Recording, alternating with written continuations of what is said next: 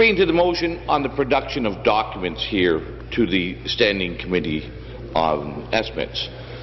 At the root of this breach of privilege is not just a failure by the Minister to heed the warnings of the Standing Committee of this House, or the rulings by Speaker Levac to bring forth those requested documentation.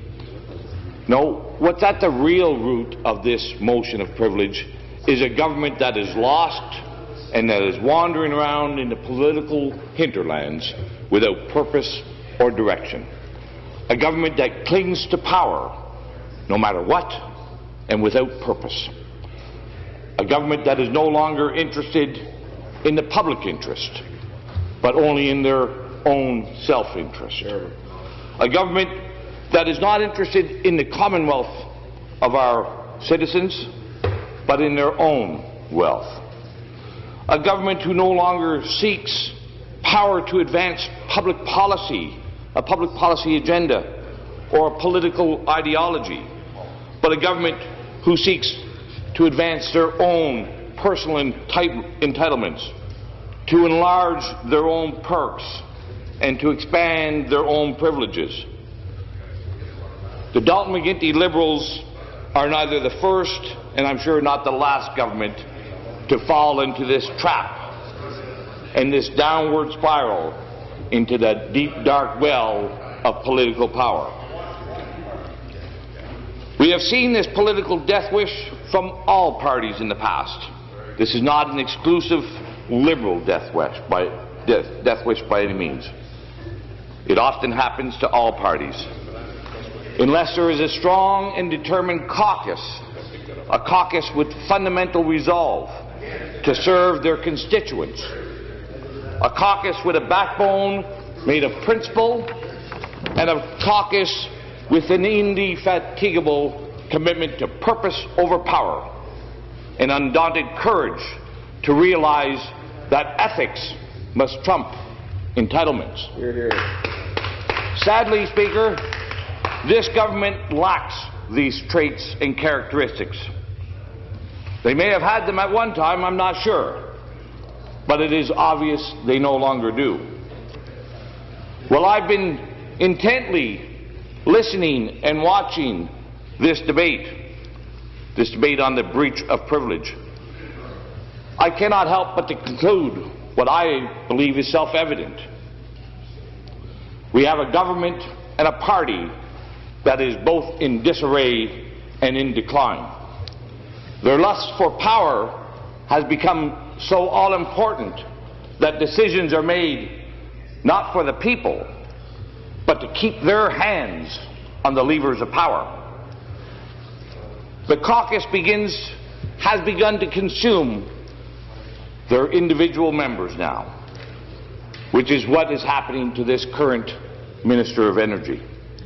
He must be sacrificed so that the collective may continue to hold on to their entitlements and their perks. It's as if there's a political cannibalization is begun, and I'd like to ask the members here, where is the member from Oakville, and where is the former Ministry of Energy, whose fingerprints are all over this crime scene, and where are they in the defense? I would remind a member who's fully aware we're not supposed to mention members who are not in the legislature.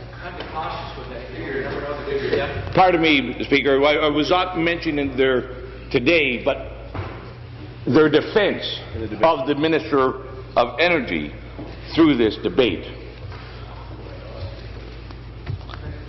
Speaker, I can assure all members of the government that you will not feel satisfied or satiated when this deed is complete. Your appetite for power will require the sacrifice of others. Might be your seatmate beside you, behind you, and maybe yourself.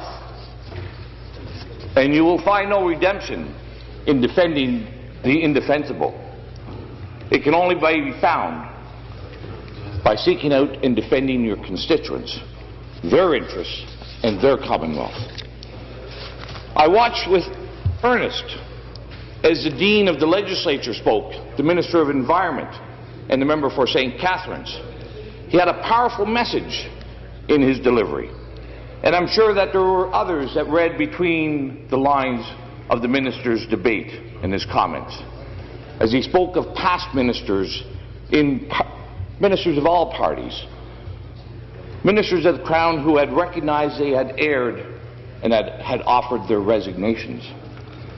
The minister spoke of how members from opposite sides of the House spoke highly of those fallen ministers and strongly encouraged the Premier of the day not to accept those resignations.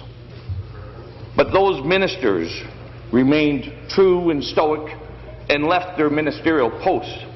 They kept their integrity, they kept their credibility, and they kept their honor. The Minister of Environment's message was to all of us and to his cabinet colleagues. The Energy Minister, and I think also the Health Minister, they ought to have offered their resignation.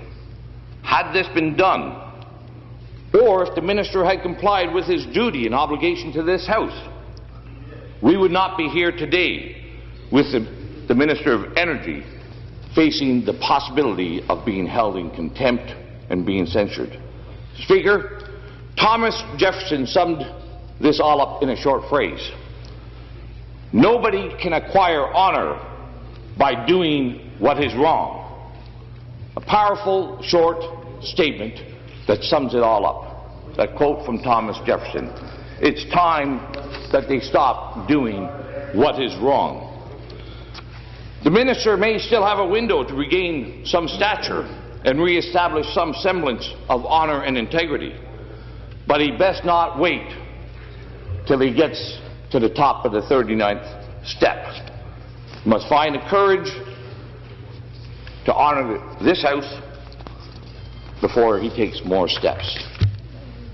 Speaker, I left off earlier this morning commenting and reflecting on the Minister of Environment's comments on this debate on the privilege motion. And Speaker, now I want to contrast those profound statements of our most senior colleague here in this House with those of other members of his caucus. We have seen often some cavalier chatter by many. We've seen those members of the government benches who are despondent and clearly with heavy hearts on this matter. But we've also seen those and have heard those lame excuses by members from Guelph, Thunder Bay, Atikokan, Mississauga, Streetville, and others.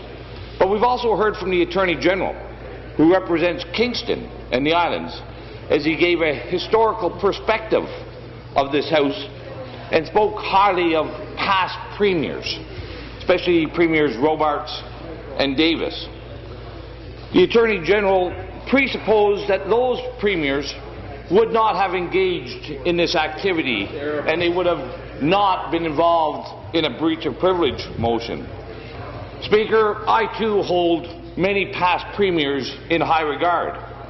The Liberal Oliver Mowat is one of those. His legendary battles to protect the constitutional jurisdiction of the provinces is legendary.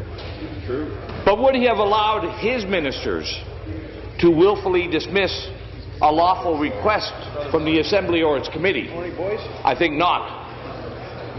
Laurier is another historical Liberal that I am very fond of, and he stands out larger in life as a statesman. His hallmark, freedom for all, privilege for none, seems to be long lost and forgotten by this McGuinty Liberal government, who much prefer freedom for none and privilege for us few as their hallmark.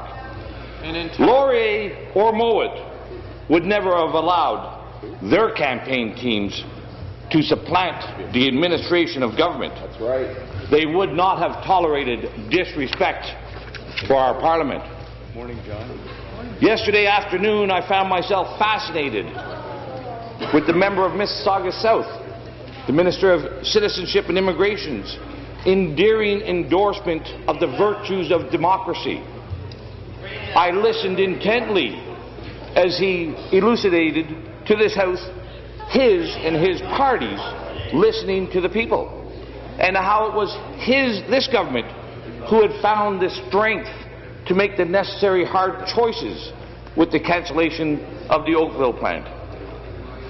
But those were not tears of quietly shared sentiments that choked at my heart. They were tears for all those communities who have been calling out loudly and in great numbers against an industrial wind turbine or solar project in their communities, who found their voices quashed under the heavy fist of this government's Green Energy Act that stripped them of their democratic rights because their community was not so deserving of the member from Mississauga South's admiration for democracy. Tell the people of Amherst Island that the people have a voice in McGuinty's democracy, and they will very readily prove to you otherwise. Ask the people of Huron-Bruce, Chatham, Kent, Essex, Prince Edward Hastings, Durham, just to name a few. Ask them where their democracy is. And the answer is clear. There's no Liberal seat to be saved or won there, so their voices do not matter. The member from Mississauga South would like us to believe he and his party have affection for democracy. But it's all a charade to them. A shell game for power, thinly veiled with redacted contracts, blanked out emails, and secret friends. And now we have the government's Ministry of Energy, called upon the altar of sacrifice by his party for withholding documents that everyone in this House knows only proves the self-evident, that this government has been caught in their lust for power, having democracy for some when it serves them, but securing it for none when it doesn't. That's true. But it was the government House leaders' comments that provide real clarity to the failings of this government. As the government House leader spoke in glowing terms of this august institution and the honour and the integrity of its members, the feint and the pretext of his disregard became apparent in his subsequent sentence, as he referred to us all as a court of marsupials and was quickly admonished by the Speaker. Terrible. It is any wonder that the House leaders could not agree when the government House leader refers to honourable members of this House as kangaroos. Terrible. Embarrassing. Mr. Speaker, a breach of privilege, and this is a breach of privilege, is a most egregious abuse and demonstration of respect. Terrible. And the continued failure of the Liberals to have regard for this Assembly will invariably lead to a contempt or censure motion. I ask them to do the right thing, not for us here in the opposition benches, but for themselves, and more importantly, for the people of Ontario, and for this institution that is built to protect our freedoms and to guard against injustice. Mr. Speaker, this Oakville plant is being relocated to my riding. It's being relocated to the existing Lennox generating station. The Lennox generating station is a 2,100 megawatt gas-fired power plant. Last year, it operated at less than 1% capacity. Last year, it operated for a couple of days, mostly in a maintenance role and to provide power for its own systems. It's 2,100 megawatts. It's more than double the proposed new $1 billion plant to be built beside us. And I ask the Speaker, and I ask this House, if indeed this is a good and proper place for this new gas-fired power plant beside the existing one, if this is good and proper, then why wasn't it done originally? Absolutely. And even more importantly, if indeed we can generate power there cost effectively and deliver it to Oakville where it is needed, why didn't they just turn the switch on at Lennox and ramp up from their 1% capacity, 1% operations to 50%? That's all. We have heard from this Liberal government that there is no other needs, no other cost other than the $40 million in unrecoverables for their breach of the contract with TransCanada. They're hiding the truth. Terrible. Something doesn't smell right here, Speaker. If indeed that is truthful, Not even Denmark. they would have been total incompetence not to put that plant there in the first place, or to turn the switch on at the seldom used Lennox station. We are going into billions of dollars of new expenses and costs for our taxpayers. And for what? For what? A 2,100 megawatt gas-fired plant that sits idle in eastern Ontario, and a brand new $1 billion plus plant being built on its same property. I don't know what OPG has sold the property for, but I think it's probably somewhat less than the $1 billion that it's going to cost us to build this plant. Speaker, this clearly, there are more important details to come. This standing committee of the House, the standing committee on finance, must be aware of what is going on behind the cloaks and behind the scenes of this power plant fiasco. We cannot, in all good conscience, make decisions and hold each other to account when there is such blatant contradictions and hypocrisies that are being put forth. You do have to withdraw. Draw. Such blatant contradictions between what is said and what is known to be truthful. Right? And it surprised me, Speaker. I am quite surprised, and I'll share this. I spoke with the Attorney General during this debate because, as the Attorney General said in his comments, he can see the smokestacks of the Lennox generating station from his house. Lennox is in his backyard. It's been in his backyard since the 1970s. And the Attorney General said to me, he says, well, that's an oil plant, an oil-fired generating station. Wow. Oh, wow. I said, no, Attorney General, it is indeed a gas-fired plant. Uh-oh. And why? Clearly, even he was very puzzled that they're building a new gas-fired plant right next door on the same property as an idled gas-fired generating plant, which is more than twice the size of the new one. Sounds like a boondoggle. And I would ask this House and ask the members, take a look at the information provided by OPG on their production levels out of Lennox. It's on the public record. No, they're redacted too. Less than 1%. 2,000 megawatts of capacity sits there doing nothing as we save the seats for Kevin Flynn, the member from Oakville, and a few others.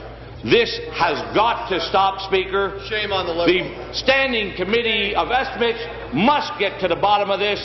And again, I'll say, you can acquire no honor by doing the wrong thing. Acquire some honor.